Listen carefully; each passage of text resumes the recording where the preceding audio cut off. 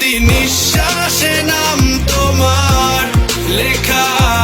ভাই রে ভাই, একের পর এক যেভাবে শাকিব খানের তাণ্ডব সিনেমার ভয়ঙ্কর লুক ভাইরাল হচ্ছে, এটা দেখার পর তো সবাই বলছে এটা শাকিব খান না, এটা কোনো বলিউড বা হলিউডের নায়ক। এর আগেও শাকিব খানের যতগুলো তাণ্ডবের লুক ভাইরাল হয়েছিল, এই লুকটা তার চেয়েও একটু অন্যরকম, মানে একেবারেই ভয়ঙ্কর।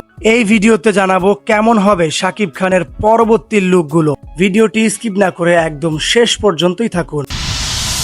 তুফান, খুব ভয় পাইছি রে। শুধু রাফ অ্যান্ড টাফি নয়, বলিউডের অ্যাকশন ডিরেক্টর সুনীল রডিকে যোগদান করেছেন এই সিনেমায়। তাহলে বুঝতেই পারছেন কেমন হবে শাকিব খানের পরবর্তী লুকগুলো। এর আগেও শাকিব খানের বেশ কয়েকটি লুক ভাইরাল হয়েছিল, কিন্তু এই লুকটা সেগুলোর থেকে একটু অন্যরকম, মানে এক কথায় যদি বলি খুবই ভয়ঙ্কর টাইপের। শাকিব খান একের পর এক তাণ্ডবের লুক এবং শুটিং দিয়ে যেভাবে সামনে আসছে, এটা দিয়েই বোঝা যায় কেমন হবে তাণ্ডব সিনেমা।